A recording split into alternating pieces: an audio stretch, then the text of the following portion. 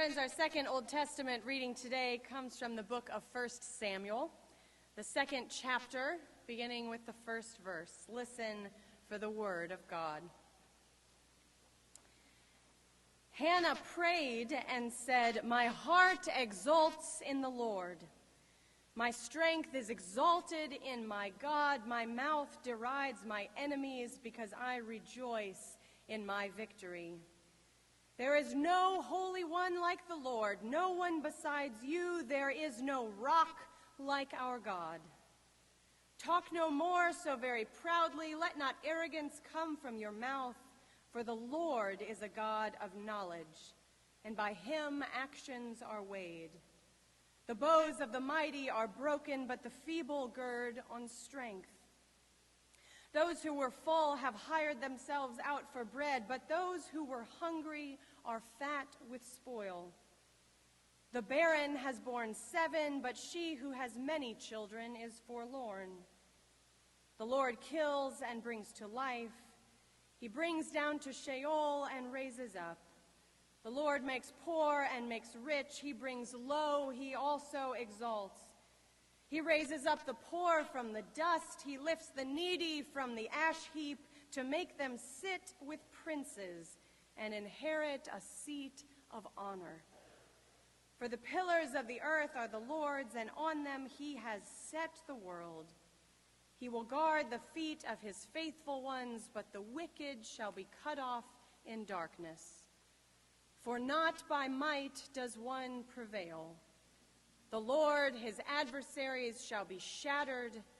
The Most High will thunder in heaven.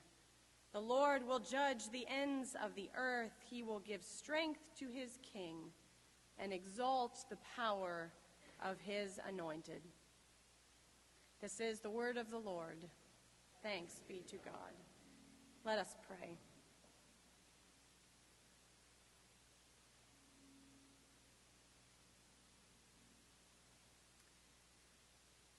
Spirit of the living God, fall afresh on us. Spirit of the living God, fall afresh on us.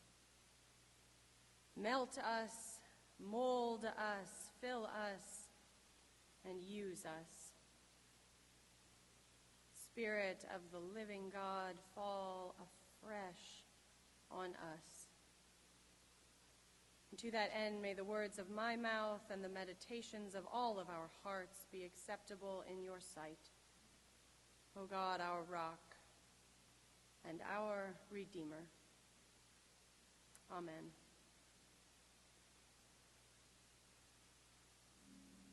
More often than not, our text today is titled Hannah's Song. It is a joyful and victorious declaration to the world that God is sovereign and that God does not forget God's people.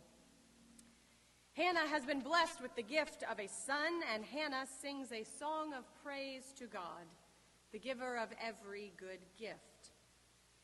But just prior to our text today, we are introduced to Hannah, and her story doesn't start out as one of praise and thanksgiving. When we first meet Hannah, we learn that Hannah is a woman without children who cries inconsolably to God, pouring out her heart and vowing that if God were to grant her request to give her a son, she would set the child apart for a life of holy discipline. You see, in Hannah's world, the fact that she could not bear children meant that she was considered less than whole in the eyes of her entire community.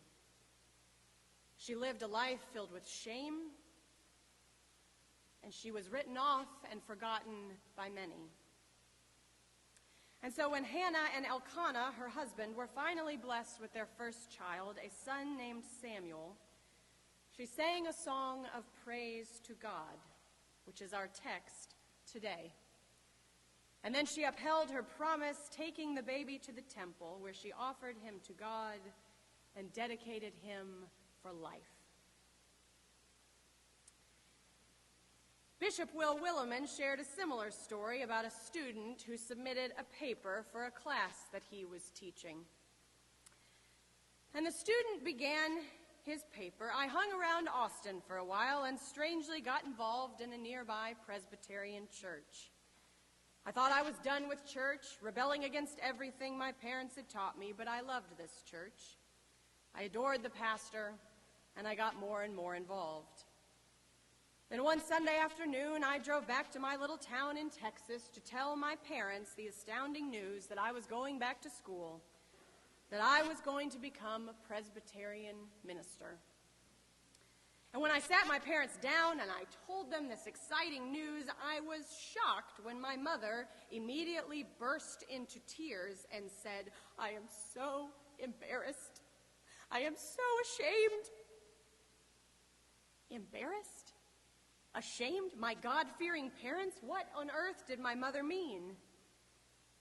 And then she spoke. "Do you remember that I had 2 miscarriages before I was pregnant with you? Well, when I got pregnant with you, I prayed to God that if God would only help me bring this baby to term, I would dedicate him to the Lord. I would call his name Samuel, just like the story in the Bible." And I said, "You did what? You sure could have saved me a lot of trouble and told me this story sooner. I've been flailing about here, unsure what to do with my life." "I didn't know it would work," she confessed. "We're Presbyterians. We don't take this stuff literally."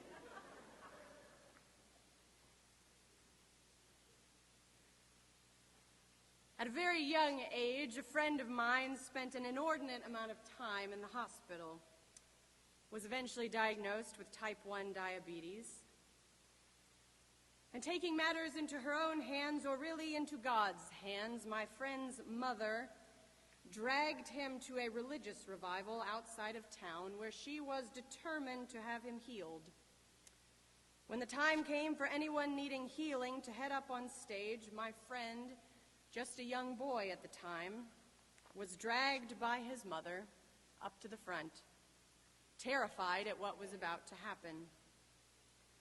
The preacher, loud, dramatic, and really sweaty, placed his hand atop my friend's head and prayed in the precious name of Jesus that this child might be healed of all that ailed him.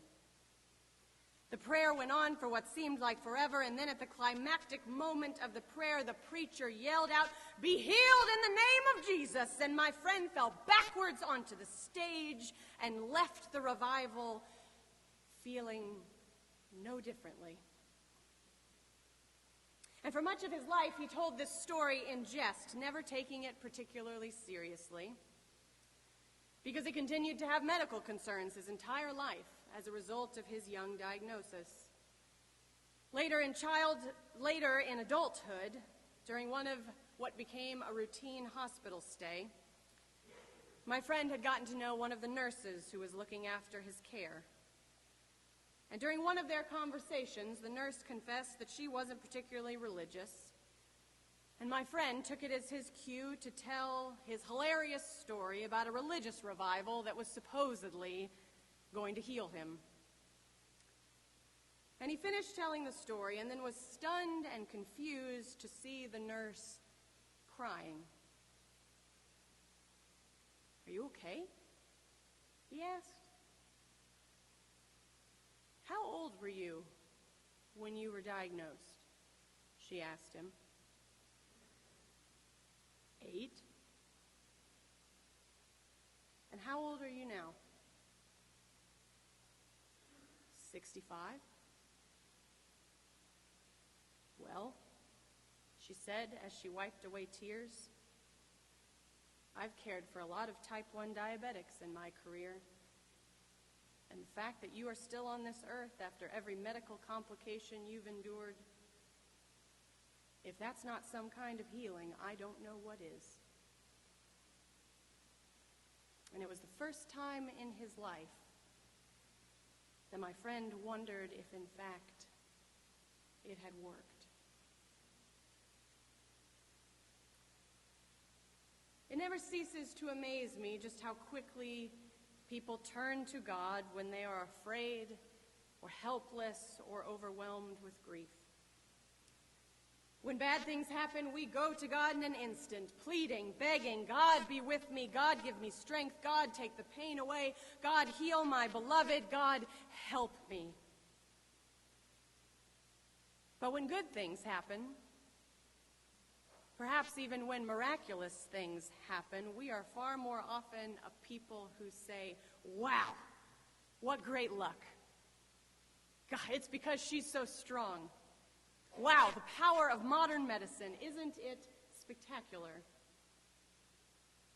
More often than we'd care to admit, God isn't always the first place where we go to give thanks and praise. A few weeks ago, as I reminded the children, we were reminded in Deuteronomy to take care not to forget the Lord your God, especially when everything is going well and life is full and rich and abundant. And Hannah did not forget. Quite the opposite, really. Hannah's first response was to praise God for this good and perfect gift. Hannah's voice rose with joy, and Hannah sang. Because for Hannah, God must be the source of something so nearly impossible. God must be the source of something so unexpected, something that defies explanation. Hannah began her song with her own celebration. My heart exults, my strength is exalted, I rejoice in victory. And then she moved quickly from expressing her own joy to affirming God's greatness. Because Hannah knew that it was not by her own might, it was not her own might that had made the impossible possible, but rather it was the gift of an almighty God, a God who still works miracles. I've mentioned before that American novelist Anne Lamott writes the two most important prayers she knows are help me, help me, help me, and thank you, thank you, thank you. But several years ago, Lamott actually added a third prayer to the list as she wrote a book titled Help, Thanks, Wow, which adds a third prayer to the list, the Wow prayer. In an interview with NPR, Lamott explains that wow is the praise prayer, the prayer where we're finally speechless, the prayer where we stand in awe and reverence before God and know deep in our bones that God must be the source of something so unexpected, something that defies explanation. In her own thanks and wow prayer, Hannah was not speechless, but Hannah sings in joyful praise to God for the miraculous gift that she has received. Hannah begins in thanksgiving and then moves to wow, but it is that move to wow where Hannah proclaims that this isn't just good news for her. This is good news for all of God's people. You see, as Kate Foster Connors reminds us, God's gift of a son for Hannah is not only a cause for Hannah's personal celebration. Samuel's birth has become a cause for all of Israel to celebrate. Because as Old Testament scholar Walter Brueggemann writes, the birth is not a private wonder, but a gift of possibility for all of Israel. Because the God who can bring a child to a woman who has been unable to conceive also is a God who raises up the poor from the dust, who lifts the needy from the ash heap, who makes them sit with princes so they can inherit a seat of honor. Hannah sings a song of praise which reminds us that God remembers even the most lowly. God remembers those who have been on the outside of society. God remembers those who cry out for God to help. And God will not soon forget. Hannah's song celebrates a God who breaks into the world in unexpected and even miraculous ways, tearing down hierarchies of wealth, military might, and social power, and in that tearing down, proclaims victory for those who never knew victory could be theirs, for the lowly, for the hungry, for the oppressed. Hannah reminds us to offer thanks, but also to pray, wow, and to do so on behalf of an entire community so that all of us can stand in awe of the living God, whose miracles, it turns out, are worth singing about. And it just so happens, believe it or not, that we too have known miracles worth singing about. Over the course of the last few months, a number of members of this church have stood and shared pieces of their own story with us in worship. And I admit, most of them may not have seemed particularly miraculous to our ears. But weren't they? Aren't they? You see, time and time again, despite the warnings we receive, we are a people who still forget our God. We point toward medicine or our own might and strength or good luck for being the reasons we know this life to be abundant and miraculous and full of joy. And yet in all of those instances, the joy that we know, the miracles that we know actually have nothing to do with us and everything to do with God. God is the giver of every good gift. God is the one who brings good news. God is the one who time and time again, whether or not we are deserving, fills our lives with joy and wonder and the miraculous. Thank you, thank you, thank you, God. But alongside Hannah, our friends who have witnessed among us in worship, they have also reminded us to add wow to our prayer vocabulary. Wow, because their stories of God's faithfulness and God's love are actually a part of our story as well. These friends among us have reminded us that their very personal stories, their very personal songs of praise have in fact been good news for all of us who have gathered to hear them, because they have testified that God is faithful. They have testified that the joy we know in God is nothing short of miraculous. They have testified that God can bring hope and renewal even out of that which seems so dark. And that, my friends, that is astounding and beautiful and miraculous good news. Especially in the coming weeks, friends, when we will gather with family and friends and remember all the ways that we are thankful. Let us not forget our God, but let us also be willing to stand in awe and reverence and proclaim, wow. Knowing deep in our bones that God is always at work doing new things. God is always at work doing miraculous things. God is always at work bearing life and hope and joy into the world. May we have eyes to see and lips to proclaim, inviting others to stand alongside us and experience the living God. May it be so. Amen.